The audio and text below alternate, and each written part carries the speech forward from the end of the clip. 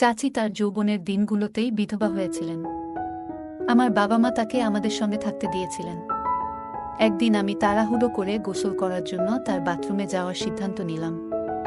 মনে হলো চাচি ঘুম থেকে উঠেই তার চুল ঠিক করছিলেন। তিনি আমাকে দেখে হাসতে হাসতে বললেন, তোমার বাথরুমে কি সমস্যা? আমিও হেসে বললাম, হ্যাঁ, তাই একটু তোমার বাথরুমে আসতে হলো।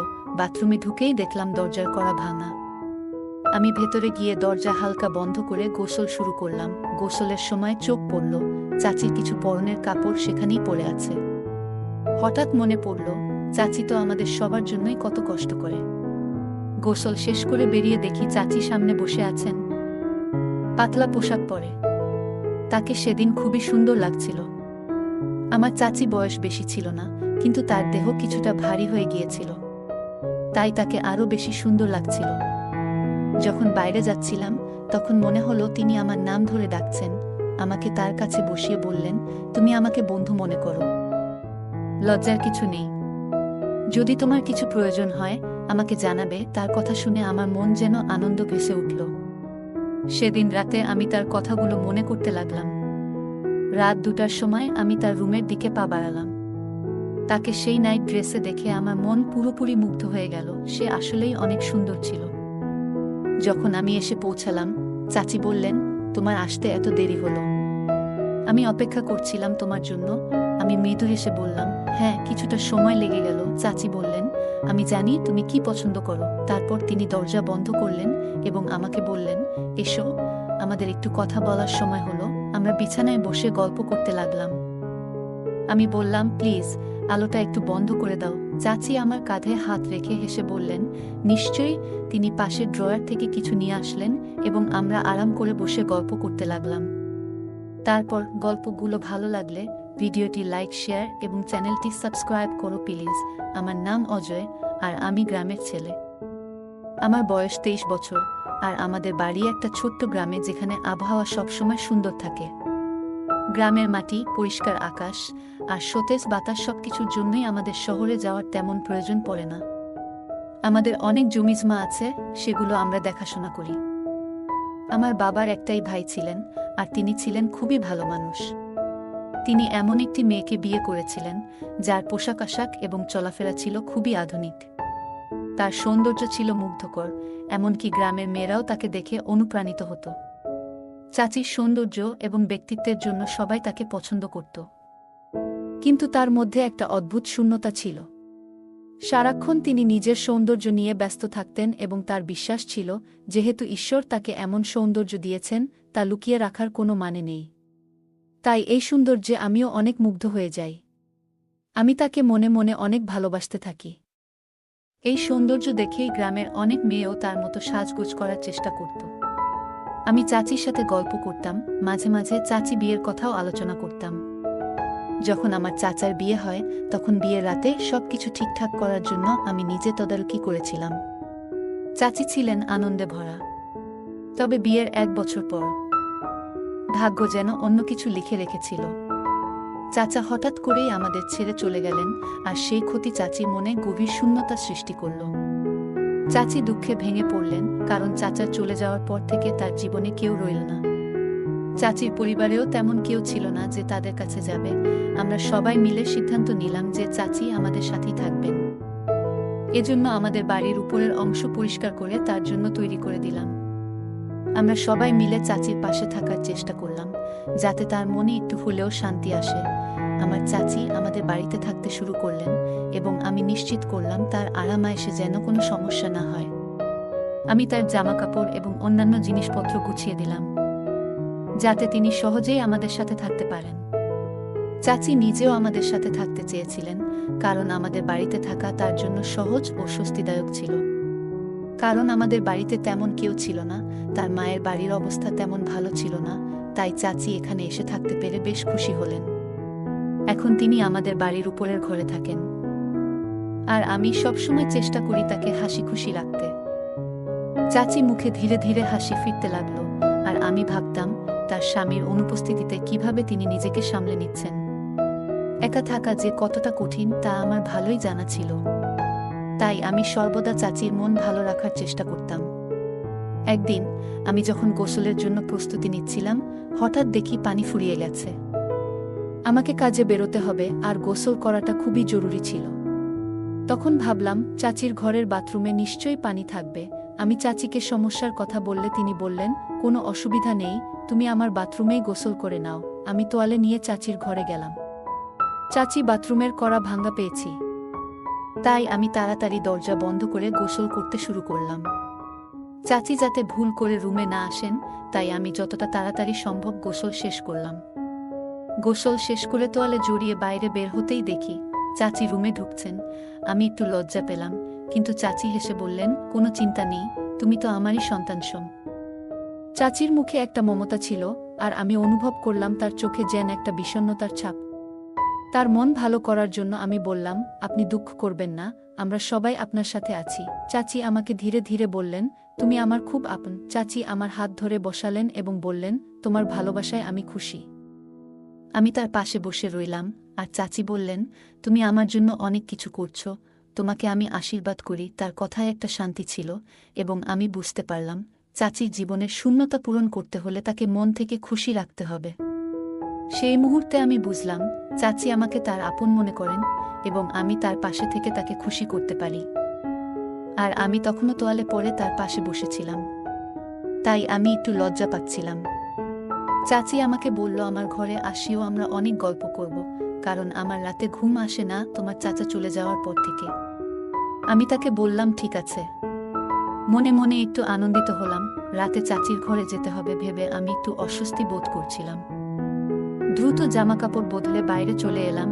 মনে মনে আশা করছিলাম এমন কিছু ঘটুক যাতে আমাকে আর চাচির ঘরে যেতে না হয়, কারণ এ ধরনের পরিস্থিতির মুখোমুখি আমি আগে কখনো হইনি। সেদিন রাতে হঠাৎ কিছু অতিথি চলে এলেন। আমার চাচাতো বোন অনিকা এসেছিল, যার শিগগিরই বিয়ে হবে। সে চাচির কাছ থেকে ফ্যাশন টিপস নিতে এসেছিল। আমি তখন হতবাক হয়ে গেলাম যখন চাচি বললেন, অনিকা আমাকে ফ্যাশন টিপস দিতে শুরু করুক। আমি একটু বিব্রত বোধ করছিলাম। আমার কিছু বলার আগেই চাচি আমার হাত ধরলেন, যা দেখে আমি ভয় পেয়ে গেলাম। চাচি টেবিলের ওপারে ছিলেন, যা তাকে এইসব ঘটনা থেকে অদৃশ্য রাখল। আমার জীবনে এই প্রথমবার কোনো মহিলা আমার প্রতি এমন মনোভাব দেখাচ্ছিলেন। আমি চাইনি যে সবার সামনে কোনো নাটক তৈরি হোক, তাই চাচির হাত সরিয়ে ওয়াশরুমে চলে গেলাম। সেদিন আমার বাবা মাও অন্য একটি বিয়েতে গিয়েছিলেন, এবং আমি ভাবছিলাম কিভাবে চাচির কাছে যাব। ওয়াশরুমে ঢোকার পর ভেতর থেকে চাচির কণ্ঠ শুনতে পেলাম, যেন তিনি আমার কাজিনদের সঙ্গে কথা বলছেন। চাচি বলছিলেন, আমার যৌবনের দিনগুলো বৃথা যাচ্ছে, এটা যেন আমার কপালে লেখা ছিল। আমার কাজিন চাচিকে বলছে, তুমি তোমার জীবনের পথে এগিয়ে যাও, সারা পৃথিবী পড়ে আছে, ভালো কোনো জীবনসঙ্গী পেলে জীবনে সুখ পাবে। এই কথাগুলো শুনে আমি চিন্তিত হয়ে পড়লাম। মনের মধ্যে নানা চিন্তা ঘুরপাক খেতে লাগলো। সকালে বাড়ি ফিরে এসে জানলাম চাচি আর আমি তখন বাড়িতে একাই আছি। চাচি তখন লাল রঙের পোশাক পরে বসেছিলেন। চাচিকে অনেক সুন্দর লাগছিল। আমি তার দিকে অনেকক্ষণ চেয়েছিলাম। হঠাৎ চাচি জিজ্ঞেস করলেন, কি দেখছো? আমি থমকে গেলাম। চাচিকে বললাম, কিছু না, শুধু তোমার কথা ভাবছিলাম। আমি কিছু বলতে পারলাম না, শুধু চুপচাপ তাকিয়ে রইলাম। পরের মুহূর্তে চাচি আমার হাত ধরে ফেললেন। আমার মুখে ঘাম পড়তে লাগল। আমি জানতাম না তিনি এখন কি করতে চান। আমি ভয়ে বললাম, চাচি প্লিজ এমন কিছু করবেন না, আমি তোমার থেকে অনেক ছোট, আর এখন তো চাচাও আমাদের সাথে নেই। চাচি মাঝে মাঝে আমার নাম ধরে ডাকলে মনে হয় ভালো লাগে। তার নাম প্রীতি। চাচি মুখে একটা মিষ্টি হাসি ফুটে উঠল, যা দেখে আমি অবাক হয়ে গেলাম। আমি জানি না সে কেন এমন আচরণ করছিল। কিছুক্ষণ পর সে তার ঘরে ফিরে গেল, কিন্তু সেদিন আমি খুব খুশি ছিলাম। মনে হচ্ছিল আমাদের মধ্যে একটা বিশেষ বন্ধন তৈরি হয়েছে। পরের দিন মা আর বাবা বাড়িতে ফিরে এলেন, আর আমি জানতাম চাচির সাথে সময় কাটানোর সেই আনন্দের মুহূর্তগুলো হয়তো আর আগের মতো হবে না। সপ্তাহগুলো এভাবেই কেটে যাচ্ছিল, কিন্তু চাচির আচরণে কিছুটা পরিবর্তন লক্ষ্য করতাম। মাঝে মাঝে সে আমার খুব কাছে এসে দাঁড়াতো, আবার কখনো আমাকে ইঙ্গিত করত তার পাশে বসতে। আমরা যখন একসঙ্গে থাকতাম তখন মজা করতাম, আড্ডা দিতাম, কিন্তু সব কিছুই সবার থেকে গোপনে করতাম, যেন কেউ কিছু বুঝতে না পারে। একদিন চাচিকে দেখে আমি অবাক হয়ে গেলাম। চাচির জন্য অপেক্ষা করছিলাম। বাবা বললেন, চাচিকে নিয়ে আসতে। আমি নিচে অপেক্ষা করছিলাম, আর তখনই দেখলাম সবাই বাইরে চলে গেছে, শুধু আমি আর চাচি ঘরে আছি। চাচি তখন একটা সুন্দর কুর্তি পরেছিলেন, যা তাকে খুব মানিয়েছিল। আমি চাচির দিকে তাকিয়েছিলাম, আর সে হেসে বলল, অজয়, তুমি জানো আমি অনেক খুশি, তুমি যদি কিছু চাও তা আমি পূরণ করব। তার কথা শুনে আমি এক মুহূর্তের জন্য হতভম্ব হয়ে গেলাম, কিন্তু নিজেকে সামলে নিলাম। কিছুক্ষণ পর চাচি ফ্রেশ হয়ে এসে আমাকে জিজ্ঞেস করলেন কেমন লাগছে। আমি তার প্রশংসা করে বললাম, খুব সুন্দর লাগছে। তারপরে আমরা একসঙ্গে কিছু সময় কাটালাম। এই মুহূর্তগুলো আমার মনে থেকে যাচ্ছিল, যেন আমি সব সময় তাকে পাশে রাখতে চাই। একদিন আমার চাচাতো বোন আমাকে বলল যে তার স্বামী গাড়ি চালাতে জানে না, তাই আমাকে তাদের সাথে যেতে হবে। মা তখনই আপত্তি জানালেন, অজয় কেন যাবে? আমি এসে মাকে বললাম, চাচি আর আমি যাব। মা রাজি হয়ে গেলেন, আর আমরা সবাই মিলে একটি হোটেলে গিয়ে উঠলাম। আমরা সবাই আলাদা রুম নিয়েছিলাম, কিন্তু চাচি একটু বিচলিত ছিল। তাকে আমি এমন চিন্তিত দেখছি দেখে আমার একটু খারাপ লাগলো। আমি চাচিকে বললাম, চলো একটা মুভি দেখি। আমরা একটি মুভি দেখতে শুরু করলাম, ইংলিশ মুভি। চাচি আমার পাশে বসে মুভি দেখছিলেন। হঠাৎ চাচি আমার হাত ধরলেন। আমি তার মুখের দিকে তাকিয়ে দেখি তার চোখে জল। আমি মুভিটা বন্ধ করে দিলাম। চাচি বললেন, তোমার চাচাকে খুব মিস করছি। আমি চাচিকে আমার বুকে জড়িয়ে ধরে বললাম, তোমাকে আর কষ্ট দেব না চাচি। আমরা দুজনেই একে অপরের পাশে দাঁড়িয়ে রইলাম, যেন এই মুহূর্তগুলো আমাদের স্মৃতির পাতায় চিরকাল রয়ে যায়। এরপর আমরা গ্রামের বাড়িতে ফিরে এলাম। আমার চাচিকে দেখে মা খুব খুশি হয়েছিলেন। তিনি অনুভব করেছিলেন যে আমি চাচির পাশে থাকাটা আমাদের সবার জন্য ভালো ছিল। এভাবেই দিনগুলো কাটতে লাগলো, আর আমার মুখেও খুশির আভা ফুটে উঠল। বন্ধুরা মাঝে মাঝে আমাকে নিয়ে মজা করত, কিন্তু আমি কখনো তাদের বলিনি কেন আমি এত খুশি। আসলে আমার আনন্দের আসল কারণ ছিল চাচির পাশে থাকা। মা মাঝে মাঝে চিন্তা করতেন কেন চাচি বিয়ে করছেন না। তিনি ভাবতেন আর কতদিন চাচি একা থাকবেন। তবে আমি ও মা সিদ্ধান্ত নিয়েছিলাম চাচিকে কোনো কিছুতে জোর করব না, কারণ তার জীবনের সিদ্ধান্ত তাকেই নিতে হবে। চাচি তার জীবন নিজের মতো করে কাটাতে শুরু করলেন, কিন্তু তিনি মাঝে মাঝে চিন্তিত হতেন আমি কতদিন তার সাথে থাকব। চাচি জানতেন একদিন না একদিন আমি বিয়ে করব, এবং সেটা ভেবেই মাঝে মাঝে তিনি একটু মন খারাপ করতেন। আমি তাকে বলতাম, চাচি আমি কখনো বিয়ে করব না, কিন্তু চাচি আমাকে বোঝাতেন, তুমি তোমার জীবন উপভোগ কর, আমি চাই না তুমি আমার মতো একা থেকে যাও। চাচি নিজেই আমার জন্য একটা মেয়ে খুঁজে বের করেছিলেন, আমাকে বিয়ে দিবে বলে। আমাকে এক প্রকার জোর করে বিয়ে দিল। চাচি চায়নি যে আমি তার মতো একা থাকি, কিন্তু আমি চাচিকেই মন থেকে চেয়েছিলাম। চাচিও আমাকে ভালোবাসে, বাড়ির লোক মেনে নিবে না জন্যে সে কাউকে কিছু জানায়নি। বিয়ের রাত এলে আমি প্রথমে চাচির কাছে গেলাম। আমাকে দেখে চাচি বললেন, তুমি এখানে কেন? কিন্তু আমি তাকে কিছু বলার সুযোগ দিলাম না। কিছুক্ষণ পর আমি আমার রুমে এলাম। আমার স্ত্রীও খুব সুন্দরী, কিন্তু তার মধ্যে চাচির মতো মায়া ছিল না। আমি এখনো চাচির সাথে সময় কাটাতে ভালোবাসতাম, এবং চাচি আমার খেয়াল রাখতেন। আমার স্ত্রীও চাচির প্রতি খুব যত্নবান ছিলেন। মাঝে মাঝে স্ত্রী তার বাবা মায়ের বাড়িতে যেতেন, আর আমি তখন চাচির কাছে সময় কাটাতাম। আজও চাচি আগের মতোই সুন্দরী, আর তার সাথে সময় কাটিয়ে আমি শান্তি পেতাম। সেই শান্তি অন্য কোথাও খুঁজে পাইনি। কিন্তু একদিন আমার স্ত্রী আমাকে চাচির সাথে এমন অবস্থায় দেখে ফেললেন যা তাকে হতবাক করে দিল। তিনি রাগে আমার কাছ থেকে ডিভোর্স চাইলেন। আমি অনেক চেষ্টা করলাম তাকে বোঝাতে, বললাম ভবিষ্যতে এমন কিছু হবে না, কিন্তু স্ত্রী আমার কথা বিশ্বাস করতে পারলেন না। তিনি বললেন, জানি না কতদিন ধরে তুমি আর চাচি আমার পেছনে গোপনে এসব করেছ। শেষে সে আমাকে ছেড়ে চলে গেলেন। আমার বাবা মাও বিষয়টি জানলেন এবং খুব রেগে গেলেন।